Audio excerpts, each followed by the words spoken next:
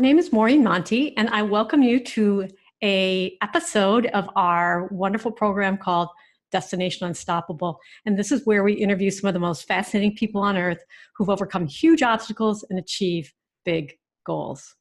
Let's get started. Today's guest features my friend Mallory Brophy. Mallory is a member of the Cranbrook girls varsity lacrosse team. And the first time I watched her play, I was fascinated with her grit and determination and just the never quit that comes barreling down the field as she's fighting to help her team win. So let's learn more about what makes Mallory unstoppable.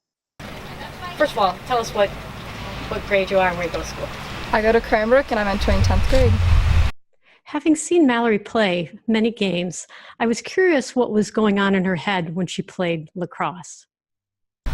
As I race down the field, I feel a lot of adrenaline, and I just kind of let it take over me and I get really excited. And I don't really think about anything else when I'm going down the field. It's just where I am right in that moment. I've seen you go so you don't think anything, but you have a focus that I'm not sure everybody else in the universe has, right? So are you focused on what you need to do next, or what is your mind doing as you come down the field and you've got that look of determination? I think of what's coming next. I have confidence in my running and my skills, and I just think of, okay, who's open, who's next, where am I going? One of the other things that I'd observed in watching Mallory play was, even though she was a freshman, as she was confronted by an opponent, her energy seemed to increase, her energy and grit and determination. So I wanted to explore that topic with her as well. It's a lot of fun that enters my mind. I'm like, all right, let's dance, It's like, once I come out of this dodge once again, what am I going to do next? Because you just got to have confidence in yourself. I've worked with a lot of sports teams, and all my workshops begin with an assessment that measures the player's strengths, essentially their internal motor, what makes them tick. We learn how they think to solve problems, which we can't even see because it's inside their head, how they get stuff done, connect with others, and fire up teammates. We use this information to be sure we understand and leverage all the talent on the team. Mallory had a strength that sees defects or problems and seeks to remove them. Listen to her describe how she uses it. Thinking of restorative is comparing yourself a lot, and that's something I do. And I don't like it all the time, but it helps me become a better athlete and a better person because I'm always like, what can I do to be better? So for you, it's that process of examining next step, next level. Yes. Is it a source of your strength as you come down the field of just get out of my way? A little bit, yeah, I'd say so. Yeah. Our strengths can be aimed at any aspect of our world. I was curious as to which of Mallory's strengths she felt contributed to her being a great teammate. I think the includer, because whenever I see someone who's not necessarily in the conversation, I want to include them and bring them in and make them feel that they are welcome. Mallory also has a talent for making new friends and interacting freely and confidently with people she doesn't know. It turns out that in her case, it comes to the surface after she makes that first connection in the room. It depends on what kind of environment I'm in. A lot of times I get very nervous and I'm really shy at first, but once I meet one person, I can connect with a lot of others, and I find my way. I interviewed Mallory after the remarkable season had ended. What did she remember most? When I look back, I don't remember the practices or the games necessarily. It's the goofy memories that I have with each of the upperclassmen. And it's just the team bondings that you have outside. And I did not know when I met you were a ninth grader. Tell me how it felt to be included by the older kids.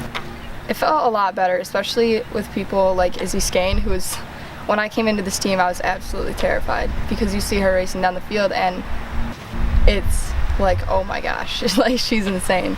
And when you're included by someone like her, you just feel so much better about yourself and you feel you can do so much more. So that leadership, being included, gives you more courage, and her leadership gave you more courage. So what do you think made this particular team, a championship team? The constant reminder of June 9th. We put it in our locker room, and we always encouraged each other through practices, through random times in the hall. You would just be like, June 9th, we're bringing it June 9th, and we're going to win it. June 9th was the scheduled date of the state championship final.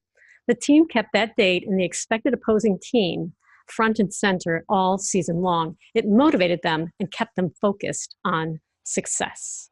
The upperclassmen brought it on us once again.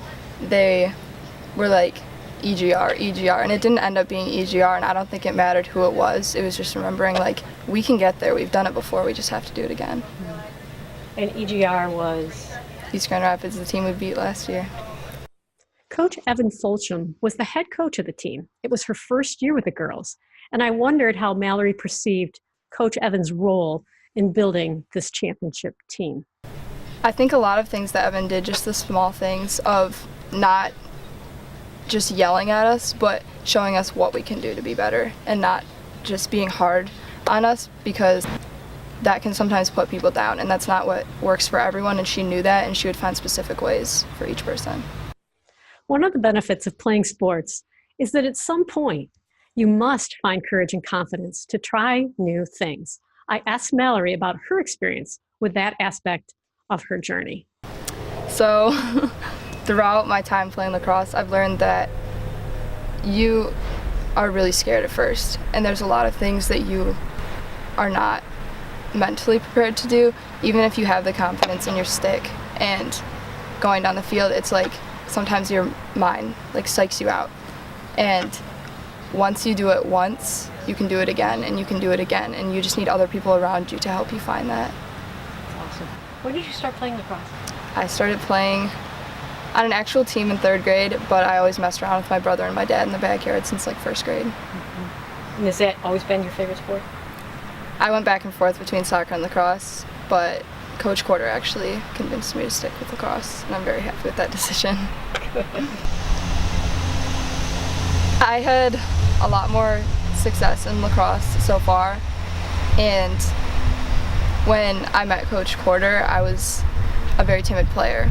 And once he kind of got me out of that shell of being nervous and just saying, you can do this, like you have it, I was able to almost convince myself. And that phrase, fake it till you make it, I think that's very important, because once you do it, you can forever.